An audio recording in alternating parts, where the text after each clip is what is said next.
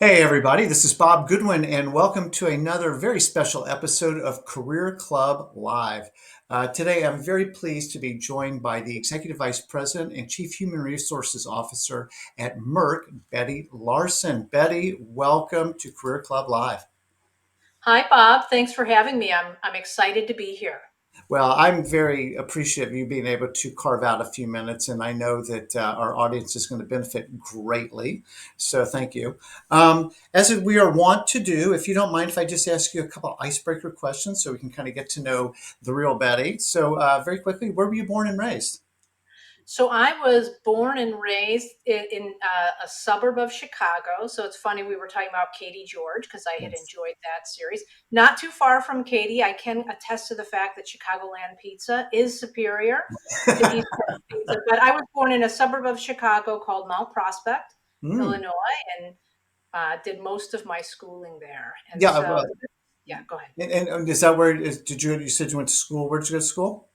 So I went to the University of Illinois for my bachelor's in psychology, and then I got a master's in HR there, and I went to Kellogg at Northwestern for an MBA. Oh, very good. We've had one of your former colleagues, I guess, from Northwestern, came on about a year and a half ago, helped us with communications, which actually helped us do how we do our thing here. So I'm a huge, huge fan of the Kellogg School. You've had an amazing career, and you're obviously at a very senior level at a very big company. Do you mind just painting a little bit of a picture of you know leaving Northwestern? You've got your MBA, and how your career's progressed. Sure. So most people who are in HR, by the way, tell you these tremendous stories about how they wound up there on accident or Yes, some that's true. circuitous route. I'm the opposite. I've chosen HR and stayed in HR because I love what we do. So I think I did meander a little bit in college. I Mm. started as an early childhood education major at the University of Illinois, but took an industrial organizational psychology class, fell in love with the idea that we could have a role in business that's all about helping unlock the potential of others. Yes. Stayed there, got my master's, started working for a company called Baxter Healthcare in an HR Mhm. rotational program. They're also headquartered here, there in Illinois. And I went to Northwestern part time, toyed with the idea of maybe going into a different function after getting my MBA in marketing and organizational behavior. But honestly, continued to stay in HR because I just love what we do. No, that's cool. And so, how did you? What's a little bit of path from there to Merck? Yeah, it's funny. I have to sit down at one point and draw this all out. I think I've had many more sideways or lateral moves than Mm. moves up, which is something I'm pretty passionate about in terms of coaching others. So I stayed at Baxter for about 16 years and moved around the three different businesses there in different HR roles, whether they be central organizations like learning and behavior or HR business partner roles. And after Baxter, I got my first CHRO opportunity with a company called CR Bard, which is what brought me to New Jersey. So I moved with my family to New Jersey, was with Bard for a couple of years when we got acquired by another medical technology company called Becton Dickinson. Yes. After the acquisition, I became the CHRO of the new combined company, and so was there for in total about 8 or so years. Went for a brief period of time to help spin GE Healthcare as they were spinning out of the GE organization, and then got a call to join this incredible organization. I think when you spend almost 3 decades in healthcare, it's hard not to have an appreciation for Merck. And so it was a Yes. little bit of the job of a lifetime. And so I joined here about, 11 months ago or so. That's awesome. And you're based in New Jersey now? That's right. Yeah. We lived in Morristown, or as I should say, Morristown, for 5 years. New Jersey's beautiful. Like Very it's beautiful. such a very, very pretty area. Yeah. And then what do we find? Go ahead. I was going to say, I live in an area called New Providence, Berkeley Heights area. I know the area. Very rolling hills, lots of great places to hike, incredibly friendly people. Yeah, yeah, yeah. No, I love that part of New Jersey. So what do we find you doing when you're not at Merck and getting into all the things that we're getting ready to talk about? Yeah, it's funny. You actually suddenly realize where you spend all your time when you have a weekend alone and nothing to do. So I think I've come to the sad realization that with a 16-year-old son and a 14-year-old daughter who play competitive sports, most of my time outside of the office is either walking a dog or driving somewhere or to something to watch either my son play hockey or soccer or my daughter play soccer. That's pretty glamorous. Come on. No, Yeah. no, no, no. But I mean, that's great. I mean, you have a really, really big job, and yet, and this is sort of the human-based quality that sometimes we skip past is, you've got two teenagers, which as somebody that's had four kids, that is a handful. And, I mean, everybody's got their real life going on, not just their work. So that's nice that you're able to go and be with them at their events. Yeah, there's nothing more humbling, Bob, than having teenagers because it doesn't matter what your title is or what you did that I day. don't You're care. just so. They do not care. That's funny. Yeah, humbling is a good word. So let's get into it because I've really been looking forward as I've tried to, learn more about you, your style, and your team has been phenomenal.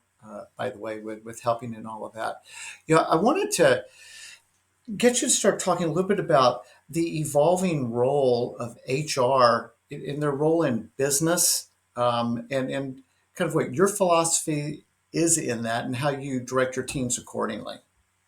Yeah, so I've been very fortunate to spend the entirety of my career in healthcare. And I think healthcare is a very human capital intensive Yeah. industry. And so for me, it hasn't been hard to see the link between human capabilities and human performance and business performance. And so that's just never been a line that's that hard to draw for us. But, we do often talk about this 80-20 rule, if you will. And so Mm. when we're setting up our objectives for the year, we talk about the fact that 80% of the work that we do in HR has to be in the business. We're actually in the business, helping to execute strategies and plans, make sure that the organization has the capabilities that they need today and tomorrow. And then the other 20% is really working on the business. And so we, like every other function, own a set of business processes on behalf of the company where Hmm. the talent lens for the company, and we have to make sure that those processes are fit for purpose. So, in addition to running the business and executing for the business, we have to make sure that our performance management process, as an example, is designed in a way that is either reinforcing the culture we're trying to cultivate or delivering the expectations that we need, the feedback we need around performance. Same thing with incentives. And so we often talk about the balance between executing for the business and designing our processes and making sure we're fit for purpose for the future. If I'm a people leader, HR leader at not something that's a what $16 billion company ish, um, it seems like, and I know in our like coaching practice and stuff like that, people are just like 99% and 1%. How do you create the bandwidth and the ability to actually go execute on that kind of an 80-20 and find the 20?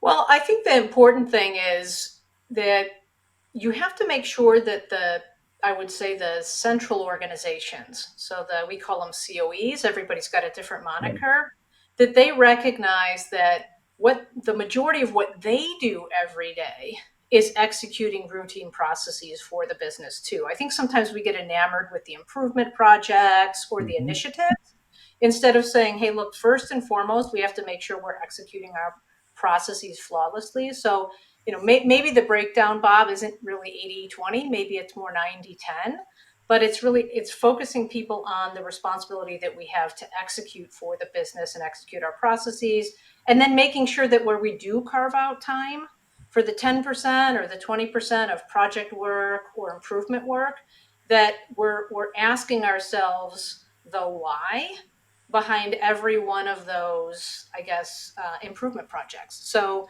That's my team probably gets sick of hearing me always ask, what's the business problem we're trying to solve? So, if we're going to be redesigning how we collect feedback, why? What are we trying to do differently this time? What outcomes are we trying to accomplish? And so I think that It's executing on the business, then making sure when you're in that 20% zone, you're still staying very business focused in the work that you take on. Do you see, and maybe you've actually architected this, but how do you see that connectedness to the business? I love what you say. What's the why behind this? Like, how's this going to impact the business? You know, growth, strategic, profitability, something, a differentiated capability, whatever it might be. Have you seen the expectations changing over time that HR should be taking, more of that, business first kind of a mentality? I think so. I mean, it's certainly been part of my experience that there's no free pass. I mean, again, maybe it comes from the industry that I've been in, and that it's so human capital focused. But we talk all the time around what's the return on time investment. So Mm, even when you're actually engineering an HR process, you're often taking a manager away from their team. You're taking someone off the production line. You're taking them out of an R&D space to complete a survey or do a 360 evaluation or complete a performance review. We talk often about, okay, if the company was actually spending the dollarized equivalent of that person's time in this process, what outcomes would we expect? So I do think there's always been a high bar for when you're taking people's time away from the organization, yes. what are the outcomes you're getting? How are you driving the business forward? Yeah, and it does seem to be in the kind of current zeitgeist, if you will, that like being really laser focused on the business outcomes will be a competitive advantage both for the organization, but I think functionally for HR leaders and their teams, right, to really be able to draw a short, straight, fat line between what we're doing, why we're doing it, how it positively impacts the business. Yeah, I definitely think, it's interesting because your question makes me reflect a bit. I've always been fortunate enough to be in organizations where HR had credibility. And so we didn't necessarily have to fight for the right for relevancy. And so Yes. that's a refreshing place to be. But when I went to CR Bard, so my first CHRO job, was a very decentralized HR organization. And that's an interesting experience to go through because whenever you're going to do an HR initiative or ask for investment in a system like Workday, you actually have to convince business leaders of the return on that investment. That's It's not right. like you're going to one centralized organization and getting a blank check. And so maybe that was instrumental in shaping my focus. The CEO of that company was the CHRO previously, and he grew up in HR at Abbott. So maybe he didn't want to be known as the HR guy, so he was harder on HR in terms of making the business case, but that really helped us sharpen our tools, if you will, when we were trying to explain the importance of either the processes we were accountable for or the interventions we were advocating for. No, it's funny. It's always hardest to be the coach's kid, so it's a little bit of that. But it's true too. Like you had multiple air quotes selling you know opportunities, right? With it being decentralized, and it's like go make the case. We're Yeah. not. You can't just have this one monolithic policy, but it does also speak to, I think, the change from being more compliance oriented to impact oriented. Yeah. And there is still a bit of a legacy on compliance, which is, I mean, to your even kind of your 80/20, like let's be good at our job first, right? And compliance is part of that. It's just not all of that. Yeah. I do think, by the way, that we either harm our credibility or hurt our credibility by being able to demonstrate that we're sensitive to the business conditions. So what do I mean by that?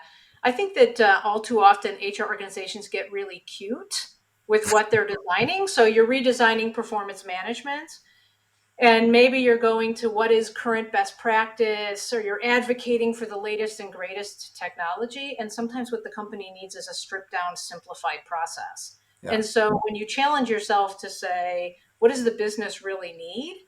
And you go back to the business with something that demonstrates this is the outcome we're trying to drive towards, and here's the most efficient, effective, simplest process possible to get us there, you earn a lot of credibility. I think when you go there and you say, well, we're going to we're going to add into the performance management process career development planning. And since you're having the conversation, you might as well solicit feedback. And all of a sudden the process becomes super bloated. So sometimes we're our own worst enemies. No, you're right. There's a bit of an Occam's razor principle in there. Like, can't we just simplify? Like, that's usually the more elegant solution. I think Steve Jobs would say that's always the hardest solution, right? To see if you can make it simple or not. So, again, thinking about people that might be listening to this podcast, you're building a world class, highly connected HR team that is connected to the business, right? And maybe the way I'm phrasing this is going to sound. You can disagree with the framing of the question, but like this very integrated HR function that is driving business results, and at the same time, is very sensitive to employees and the nuanced needs that employees have. Yeah, and so we always talk about the framework we use or the way we think about it is our role is to advance the business and the business outcome. So what can we do to accelerate or unlock business growth? But we also have a responsibility to unlock human potential. And Yes. so, within that, there's that balance of, hey, do people understand what's being asked of them?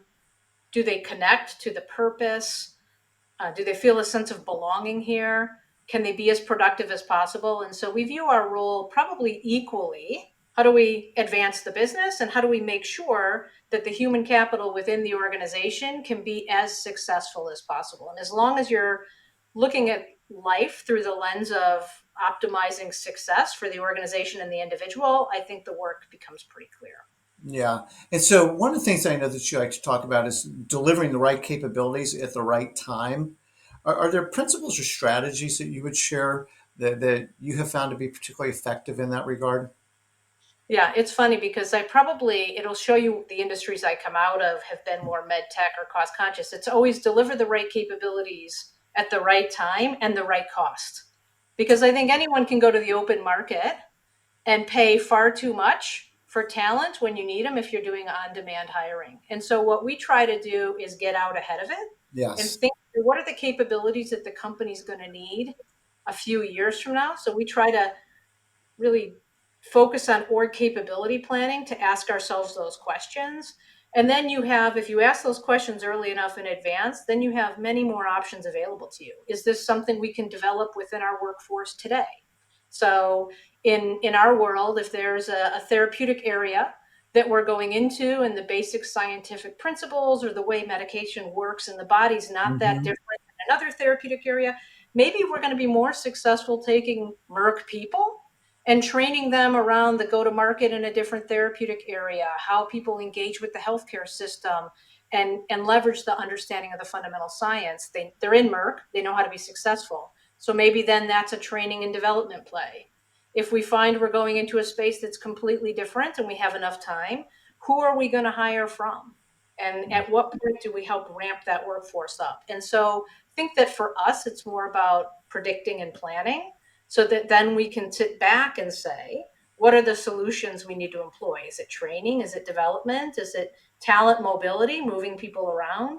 Is it hiring? And then at Hmm. what employees' lifespan are you going to hire them? Out of college and train them, or advanced hires? And so I think it's more about that planning, Bob, and then thinking about the totality of solutions that you can employ to make sure you have the right people, they're set up for success, your incentives are driving the right behavior, and you're able to give them feedback, communicate, and align their priorities. And so it really is an integrated approach. So, I mean, it feels a little bit like a home truth speaking to someone, at your level with the level of complexity scale, that is just your day to day life.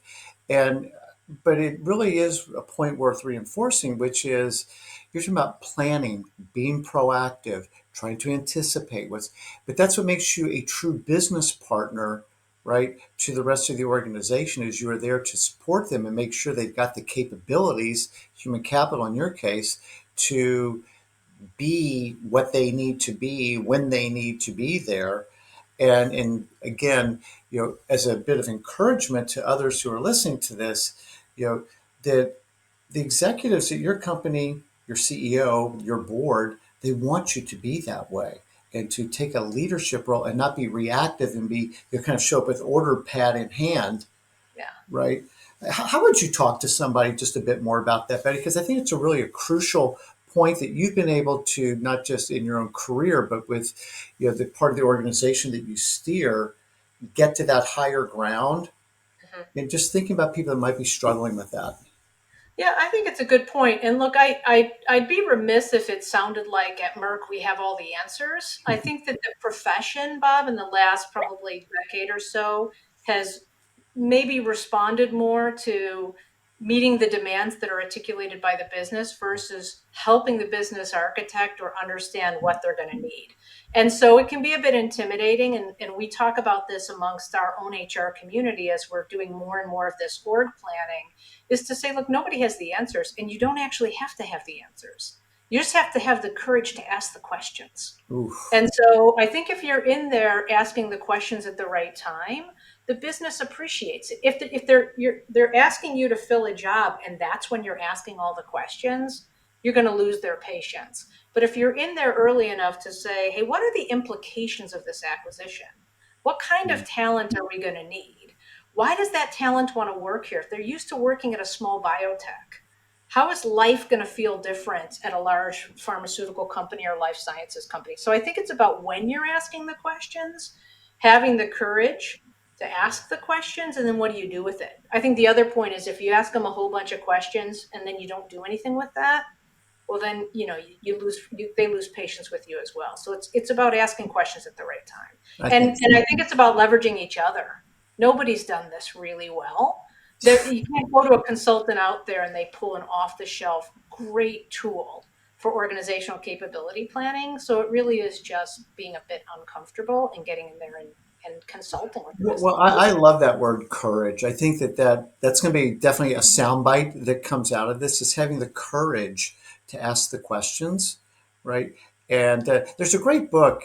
I don't know if it would have necessarily crossed your path, but it's called The Challenger Sale, and it's a corporate executive board work from a few years ago, and going from being kind of order pad in hand, this is as a salesperson, like, Betty, help me understand your needs, blah blah blah, versus going that next step of being a commercial teacher in some ways, right? And actually, we're the experts in this, and let me share with you some of the learning that we have, right? And then now you're really kind of in peer to peer territory, right? And it's a powerful model to do this commercial teaching to challenge, because one of the things that they will say is that that even if you just made me think about it in a different way, you've already brought value, Yeah, right? yeah. I may not have to agree with what you're saying or do what you're recommending.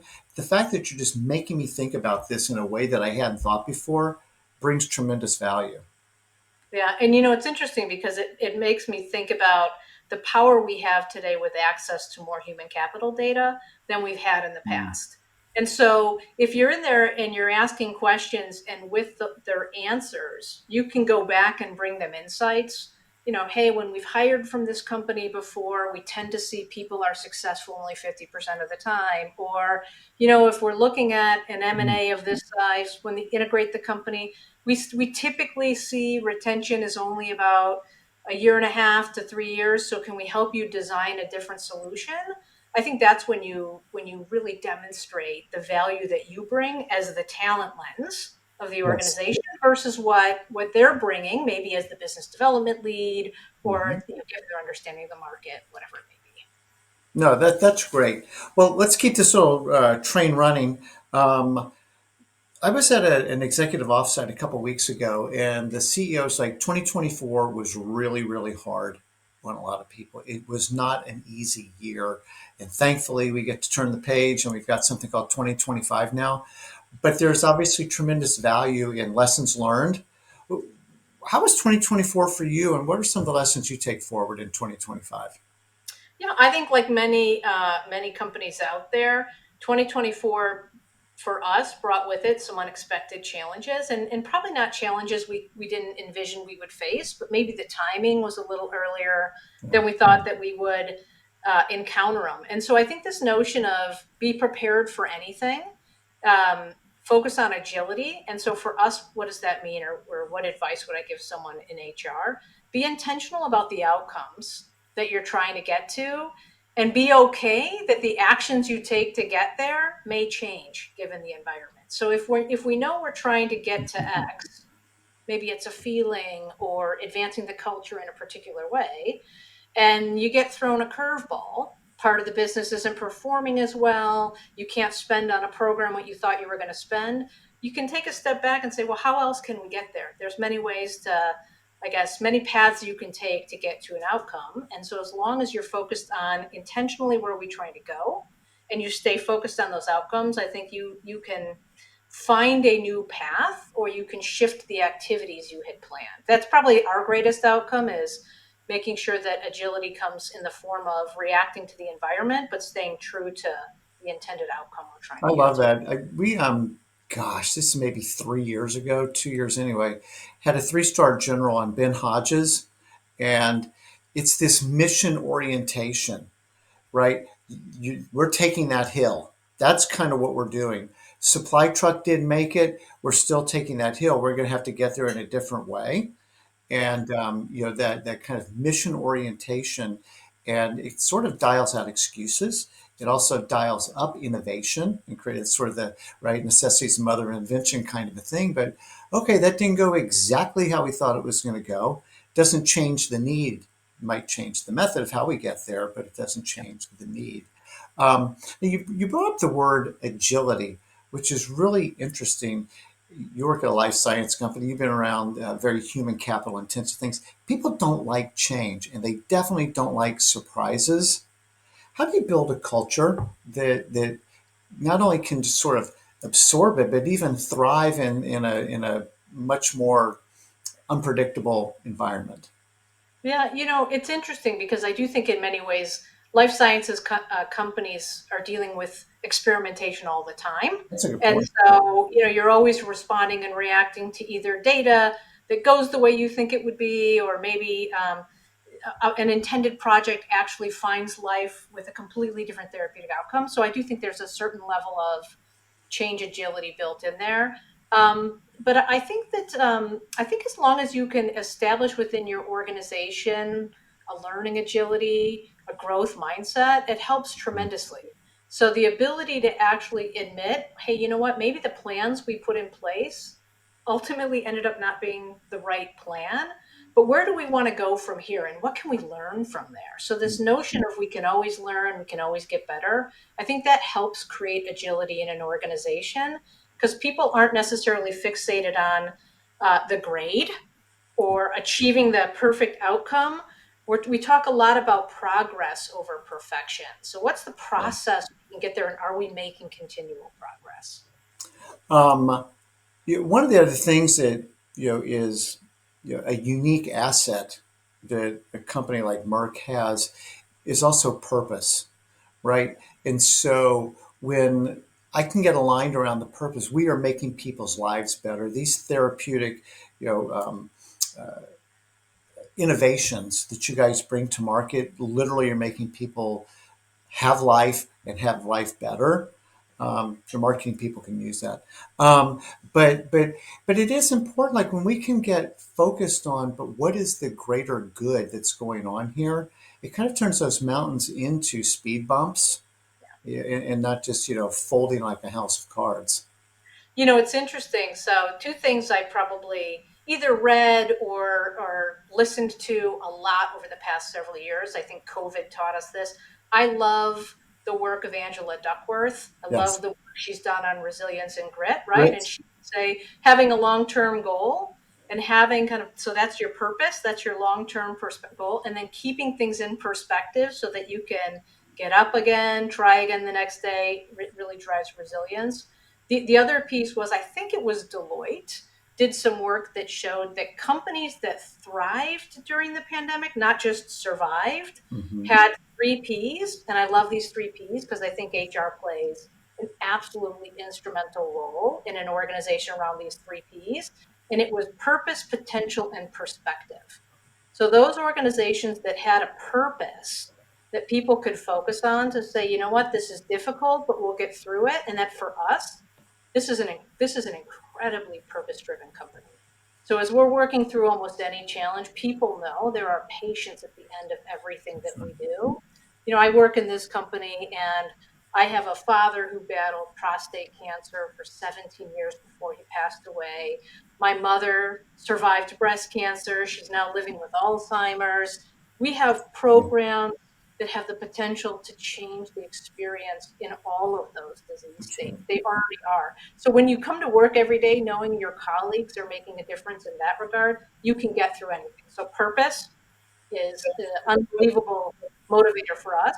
Potential, this gets to the capabilities piece. When you know what you have the potential to do and overcome, those companies are that much more successful because they can take on challenges. And then perspective. And I think HR plays a key role here, helping the organization put things in perspective so that you can show you're making progress. I think that's key to getting through almost anything. Wow, we could dive into that for another 45 minutes.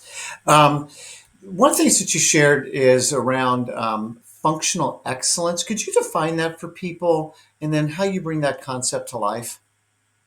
Yeah, so I think functional excellence applies to whatever function you're in. It's really the ability to consistently deliver with some level of efficiency and effectiveness. So, I believe that in any function, so let's take HR, we are business people first and foremost. We just happen to own the talent lens for the company, just like finance is managing capital for the company, manufacturing is managing production for the company. We're the human capital or the talent lens. And so there's a subset of processes, business processes that we own on behalf of the company. And functional excellence is making sure that we execute those processes, that they're fit for purpose, they're delivering Yes. the intended outcomes. And we're doing so with a high level of quality. We're doing so as efficiently and effectively as possible, and we're getting better. So for me, functional excellence is what processes are we responsible for? Do they deliver as expected? And are we continuously growing, developing, and improving our service delivery? Well, it's great to hear because for me, that just underscores the 80-20. Like you have to do your job and you have to do it well, right? Because that is what allows you to continue, whether you're talking about an individual in a career or functionally, what, as you say, whatever functional area you're aligned with. Like, but you've got to do your job and you've got to do it well. And what'd you say with efficiency and effectiveness, right? So it's got to be done smartly, right? So I think that that's such a great takeaway for everybody is, am I really, really delivering? Because that is what gives you the platform to bring forward if you've got ideas that you would like to improve, to change, right? If you're not even doing your job that well, you probably don't have much of a platform to get the executive's ear to drive real change. Yeah, and I think the nuance I would add there, Bob, is it's the what are we delivering? All too often we stop at we executed the process, we didn't have any errors, the system worked as it should, instead of saying, this is a process by which we're making sure that we're differentiating rewards, or this is a process through which we're making sure we're hiring the best talent. Well, we don't often go back and say, well, how would we measure that? Mm. So, how many people are 3 years later successfully performing in their role? What's the turnover look like? And so, I do think we have to hold ourselves accountable to say for the processes that we own, what are the outcomes we should be measuring, not just execution of the process. Well, I thank you for that nuance, which is you're being kind to me. It's more than a nuance. It's a really, really important point. And I was speaking with another CHRO, and we can talk about this offline, but I was asking, what KPIs do you look to, right, in the business to see how you guys are doing? Is it, time to hire, cost to hire, engagement, whatever, whatever? She's like, no, it's none of those things. It's looking at year, 2 years, 3 years. Is that person positively impacting the business? And I'm like, but that I was hearing Angel sing when she said that because that really is. It isn't about those are nice little intermediate metrics for some things, but it's not the big picture. And so I really appreciate your nuance in air quotes because it's really, really important. Yeah, I haven't figured out how to measure it yet, but a couple years ago, I stood in front of an HR team I was responsible for, and we talked about if someone measured us on the return on human capital or the return on the assets that we're responsible for bringing to the organization, like you might a broker. Let's look at the portfolio of investments you've Mhm. made and what's the Yes. overall return. We should think about our role that way. Every time we bring a talent to the organization and it's the wrong fit, we should feel that. Every time we bring a talent to the organization and they go on to take on 3 or 4 bigger roles, we should be rewarded for that. But we haven't figured out how to measure that yet, and our work can be somewhat distributed across different HR teams, and so it's harder to measure. But I think with AI, we'll eventually get there. Well, on another day, that is somewhere near and dear my holy grail. Is if people one are oftentimes the biggest expense between comp and benefits, and they are air quote our most important asset. All right, how do we tie that to business performance? I mean, to me, it's an imperative, but I don't want to go off on too much of a rabbit hole on that. Can we move very quickly because I want to be respectful of your time? And this was initially kind of what made me reach out to you, Betty. Was really more around culture, inclusion, things like that. But for you, what are the pillars that you you have at Merck, or what you would like to continue to build into what makes for a great culture? Yeah. So first of all, I do think that what we have at Merck, a tremendous advantage, and for any company that has a great culture, is a strong purpose that people feel connected to Yeah. and that people feel they can connect their work to. And so I think making sure that people feel that purpose is job number one. I'm a big believer. I love the work of Frances Fry and Ann Morris, and so maybe a shameless plug for their books. But this notion of an organization that, or a manager, a leader that has high standards and at the same time demonstrates deep devotion.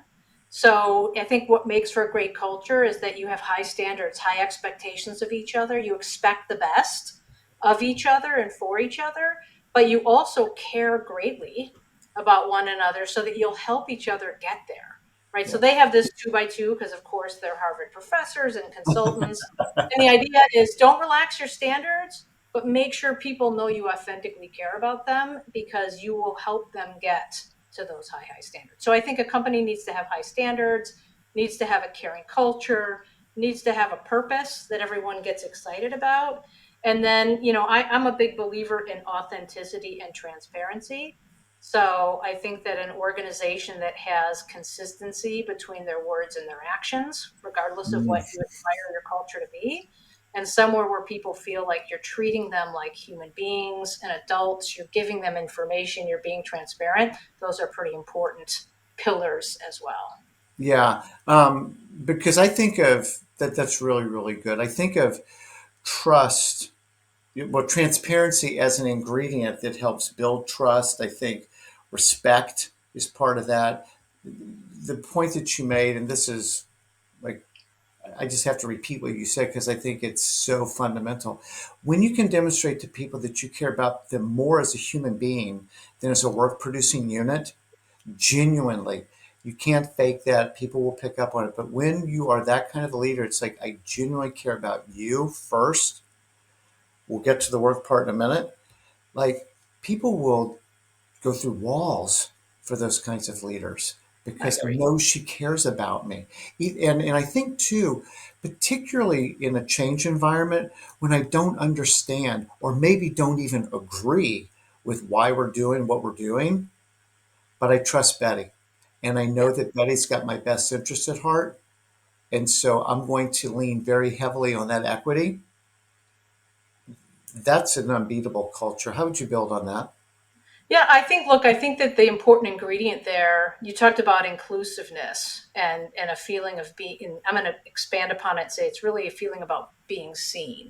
Mm, So if I work for Betty and I believe that, hey, I might not necessarily agree with all the decisions that she makes, but I know in my heart she understands what's important to me and she at least considered it because she knows me, yes. she knows about me, she values the whole me. I think it's much easier for people to get behind the decisions a leader makes, the additional asks a leader might have, if they actually feel like I respect them as individuals and I see them, to your point, more so than just the work that they're doing or the tasks that they're completing. And Right. so taking the time to demonstrate authentically that you are interested and understand and you care about the whole person, I think is an absolutely essential ingredient. Um, one of the things that people talk about, because if I bring my whole self to work or you're encouraging me to challenge or whatever, I need to know that that's a safe place, that I can do that. I'm not going to get fired for doing that, or somehow, in whatever currency the company trades in, Mhm. be punished or penalized for that. How do companies really do that? Yeah, it's interesting. I think that there's lots of people that talk about psychological safety. I think essentially you're getting at psychological safety and creating a learning environment, a safe space. Yes. I think that, look, I think the company has to earn that over time by demonstrating that people can make mistakes and that people can learn and grow. And so, to some extent, if people feel like they can't make mistakes or try new things, you're going to get a very, very narrow range of performance, Yeah. right? And people aren't going to be willing to give discretionary effort. I think as leaders, what you have to do is break down barriers. I'm a big believer in power distance. I Yes. read some stuff on power distance. I think when I was getting my master's in HR back way back when at the University of Illinois. And I always like this example, Bob, because if we weren't on video and I stood up, you'd see I'm not a particularly tall person. I'm about and when you read about power distance, they talk about at the most basic level, when a kindergarten teacher or an elementary school teacher wants to build rapport or have a real serious conversation with a small child, what do? They bend down. You Yes. look eye to eye, so people know that what, we're on equal footing here, we're on equal ground. We forget that in organizations, especially 75 person, 1,000 person organizations, 60 plus billion in revenue like ours, there's quite a power distance between a certain level in the organization and members of your team, your organization. And so, how do you do the managerial equivalent of leaning down or getting it? You actually have to show people that you're human. And so I think to a great extent, it's incumbent upon organizations that we tap into humanity, that leaders demonstrate a human quality. They're Yes. not just a box on an org chart. So for me, that's always meant, I like to go do skip levels or round tables. It's funny, I probably learned this lesson in COVID, like many people. We were doing a town hall. I was at Becton Dickinson at the time, and we were doing a town hall from a living room because everybody was working remote. And instead of a jacket, I was in a sweater and I'm answering questions. And I think I mentioned somewhere in the town hall that I was going to have to go because my dad was calling me from the other room because my elderly parents moved in and I'm suddenly now responsible for all his medications and his meals. I got flooded with emails from people that day who just were commenting on the fact that you're human too.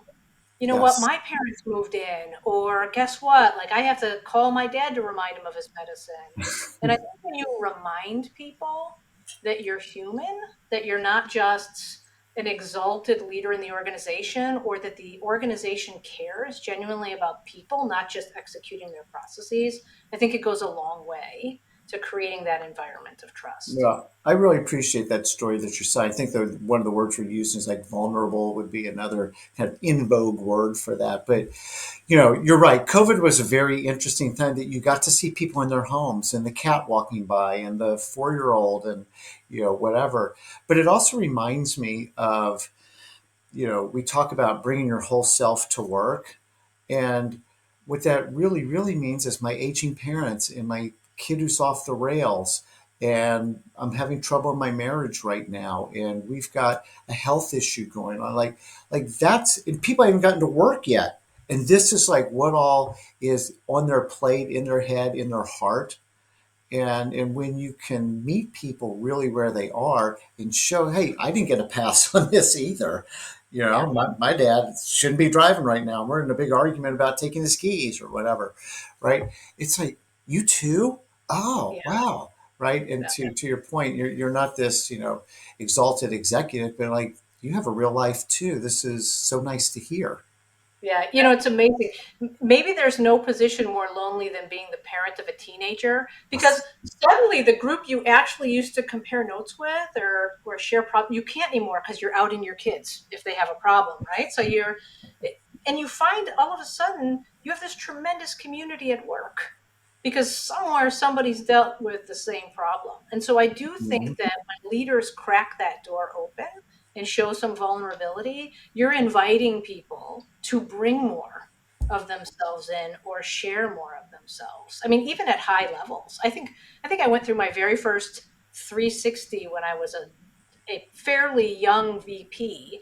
I was trying to make sure I was formal and I was presenting like a VP. And the 360 coach was walking on the beach with his wife, and he was saying, "Gosh, I know how busy Betty is. I can't believe it. She's so diligent that she's so busy, and she had to give me like my responses to my self assessment, whatever it might have been." Mhm. He's like, and she sent it to me. It was in a PowerPoint. It was really nicely done. I know she probably stayed up late doing it. And his wife said, "Well, maybe that's part of the problem." And it was this aha moment where it's like, it's okay to actually even demonstrate to your peers, I didn't get it all done. Or, you know what? I haven't gotten to it yet, or I just have it handwritten here. I didn't type it perfectly. And I'm not suggesting you degrade your work a little bit and have it look any less professional, but it's okay to let people know you struggle with assignments too. Mm. Well, and would like to get your take on this. Oftentimes, the best way to do that is to admit it first, right? Like I didn't get it done. Again, not trying to lower the standards here. I just wanted you to know I had a bad night last night for whatever reason, and I'm not all the way to bright on this just yet. And apologies to the team, but let's move forward. Okay, like wow, Bob doesn't always have it perfectly together either.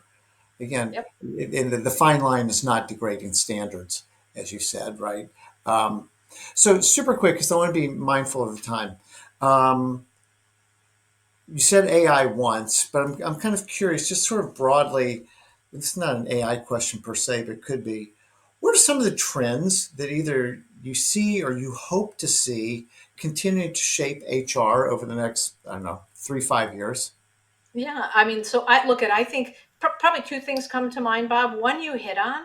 I think that in HR, if we can evolve the metrics or standards that we use to measure performance to be more holistic Mm, than just individual discrete outcomes, I think that would be tremendous, right? So there's this notion of how do you actually measure kind of worker productivity, not just task completion, the overall contribution somebody can yes. make through the experience that they bring, the work that they do, the way that they coach and counsel each others, I think would be great. I think that the pressure, external pressure on companies to think about workforce sustainability is a trend I can really get behind. It's been far too easy in, around the world, but let's say in our country the last couple of years, that if you need to shift your workforce, you just do a big restructuring and you go hire new people. I think that, we all are trying to hold ourselves to a higher standard of what are we going to need 2, 3, 4, 5 years from now? And can we actually invest in our workforce and retrain our workforce to get there? And so you see lots of companies doing that through digital upskilling, through re-credentialing of roles, et cetera. So that's exciting. And then I think there's a ton in AI that could really level the playing field. I think that tools around hiring that will help individuals, let's say, who engage differently in the interview process, maybe neurodiverse individuals, uh, tools that help remove bias from applicant tracking systems or Mhm. resume reviews, I think are tremendously beneficial. I think tools that will help managers integrate information faster in order to give someone a more robust performance management review or performance review. All of these things are pretty exciting. It's the Chat GPT applications, I guess, if you will. I think I'm pretty excited about those. How do you get to even better insights faster so that leaders can actually get to the coaching and not necessarily the aggregating of information? Yeah, that's well said. That last bit really resonates. Um, I kind of want to end on this because you've been leading teams and leading people for a long time. If I was a brand new people leader coming into your office and like Betty, give me like two or three pearls that I should just get completely grounded in as I move forward in my career as a people leader. What would you tell me?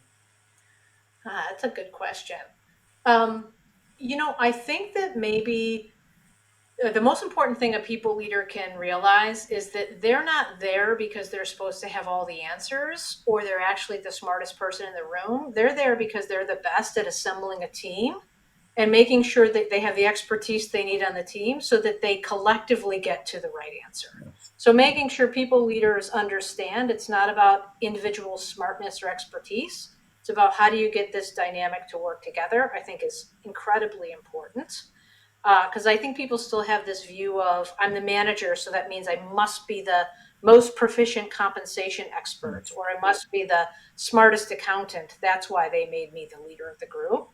And then maybe the second thing, Bob, is a long time ago, someone reminded me that there's a difference between intent and impact. And so if people don't understand your intent, they only experience the impact that your actions or your words have on them. So if they don't know why you're, and this is important for me as I onboard to a new company like Merck, I ask a ton of questions. I love what we do in HR. If I don't actually remind people, I'm not second guessing your work. I need to defend your work. I need to advocate for you. So help me understand, why did you design it this way? Or what's the intent here? What problem are we trying to solve? I have to make sure people understand why I'm asking the questions I ask. Otherwise, they'll just experience it as the new boss is here and she's asking me a million questions about why we do the things we do. And so this idea of, remember, people don't actually understand, or they make an assumption about your intent until they really know you. So that's why vulnerability is important. That's why telling stories is important, all of that. I was just telling one of my kids last night, you would dial 90% of the drama out of your life if you would just assume good intent. Absolutely. 100%. What was it they say that there's only two facts, what you directly see and what you directly hear? Everything else is a story somebody's made up.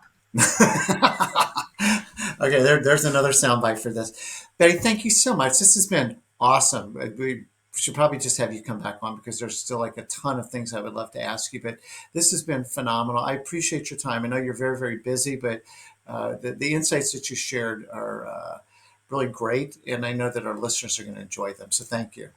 This has been fun, Bob. So I'll come back anytime. I really appreciate it. No, thank you. And for everybody who's listening or watching, thank you so much. And we look forward to seeing you on the next episode of Career Club Lives. Thank you.